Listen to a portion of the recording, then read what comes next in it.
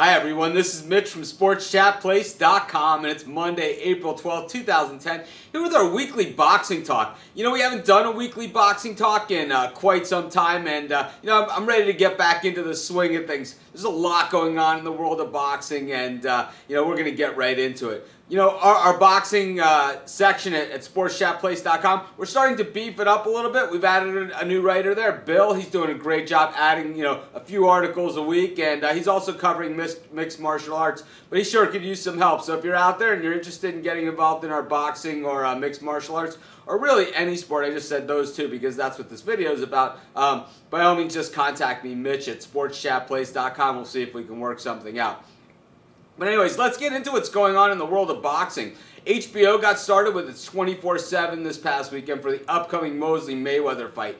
Boy, they really painted Mayweather out to be the villain in this thing. Showed him saying every curse word in the book, and Floyd Mayweather never really going to be the type of guy that the fans, the mass public embraces. But he definitely has his share of hardcore followers.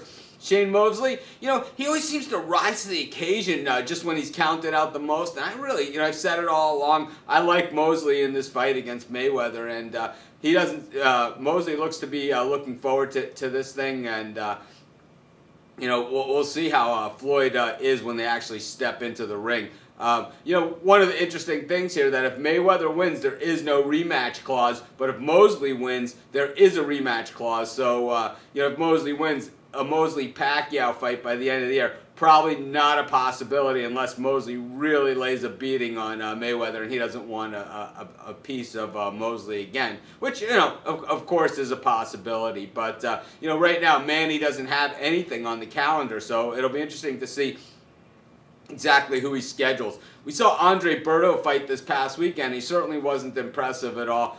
Really nothing exciting going on there, but Berto's had a lot of distractions. He's been an up-and-comer for quite some time now. Maybe it's time for him to really step it up. Would have liked to have seen what he would have done against Mosley, but I think Mosley would have really tore him apart. But you never know until they actually step in the ring against each other. The other fight in that card, we really have to question the boxing commission down in Florida, letting these fights go on mismatches. Boy, that fight should have just been stopped. But, in Vegas, we saw Cotto and Pacquiao. We saw them let that fight go on, and boy, that one probably should have been stopped about the 9th round as well.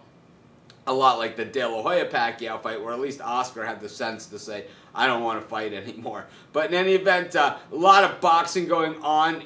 Every weekend we have boxing on at least on HBO, ESPN, of course, doing its boxing series. So we're gonna start up our boxing series again as well, and start doing at least a weekly video on boxing. And this week we got Kelly Pavlik up against Sergio Martinez. Should be a pretty good fight. We get a lot of mismatches in Kelly Pavlik fights. He fights for top rank, which seems to think that the public will pay to see anything. Would rather keep their guy with a belt so that they give him all these mismatch fights. But this one actually should be a pretty entertaining battle, and we certainly look forward to it. The other fight coming up this weekend, Lucian Butte up against Edison Miranda. Butte, really good fighter. Not a lot of people get to see him too often.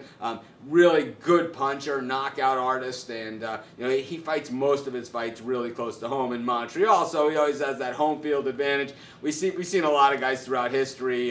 Virgil Hill used to always fight out of Bismarck, North Dakota, and it seemed that Jermaine Taylor had an awful lot of fights in Memphis or in that area, St. Louis, Memphis area. So, Butte seems to fit that same category, and maybe that's why he doesn't get the recognition, just like Joe Calzaghe didn't get a lot of recognition throughout his career. But in any event, a lot of boxing going on. I like Butte to beat Miranda, and you know what? I'm going to go with Martinez in the upset over Pavlik, and I'm still sticking with Mosley over Mayweather. And hopefully we get some more news going on. And like I said, if you're interested in joining us as a writer or doing some videos, by all means just contact me, Mitch at SportsChatPlace.com. This is Mitch. Thanks for joining me. I'm glad to be back in the boxing scene. We'll be back next week with another weekly boxing video. This is Mitch. Thanks for joining me, and have a great day.